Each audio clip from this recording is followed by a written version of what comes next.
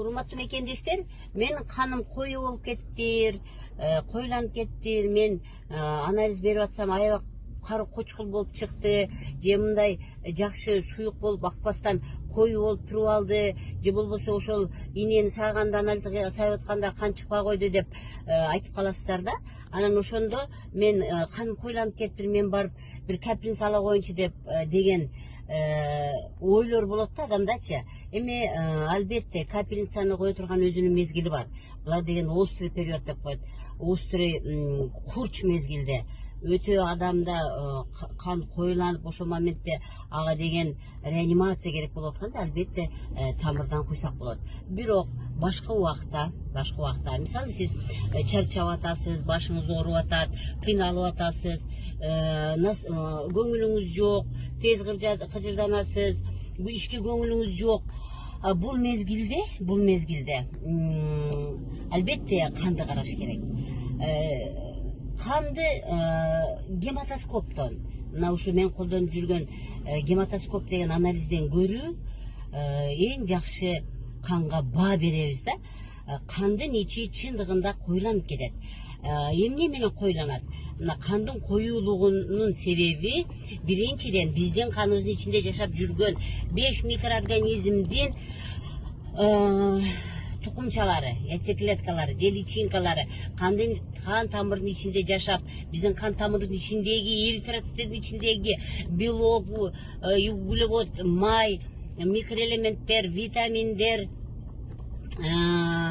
гормондор, кычкылтек, гемоглобин, ушунун баары менен тамактанышат дагы.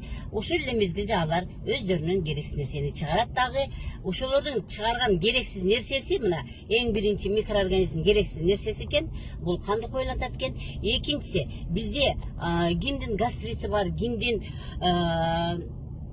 дөденити бар, кимдин энтерити бар, башкача айтканда кимдин ашказаны сезгенген, кимдин ички чеги сезгенген, кимдин жоонун чегисинде сезгенген, кимдин өтү шамалдаган, кимдин уйку бези жакшы кызматын аткарбайт. Мына ушул диагноздарда адамга тамак жакшы сиңбей калат.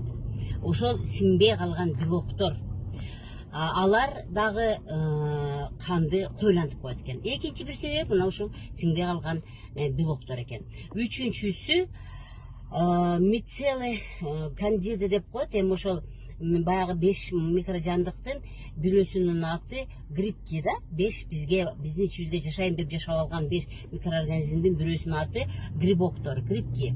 Мына ушулардын мицел деген түрү бар, мындай жипче түрү бар, жипче. Ошо жипче түрлөрү дагы кандын ичин коюлантып салат. Мындан тышкары ушул микроорганизмдер алар өлөт. Клеткалар, яйцеклеткалар, микроорганизмдин яйцеклеткалары, личинкалар, алар өлөт. Өлүгү дагы биз үчүн мусор болуп саналат дагы, канды коюлантат экен. И мына ушул мен айтып кеткен нерселердин баардыгы алып келип туруп канды коюу кылып салат экен. Бул мезгилде биз эмне кылышыбыз керек? Бул мезгилде биз жөнөкөй эле суу ичишибиз керек. Жана дагы башка көп ыкмаларды колдонуш керек.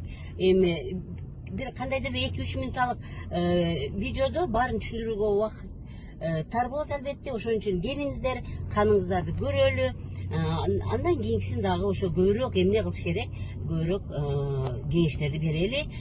Саламатта болуңуздар, өзүңөрдү сүйүңүздөр. Мен доктор Бабаева сиздер менен.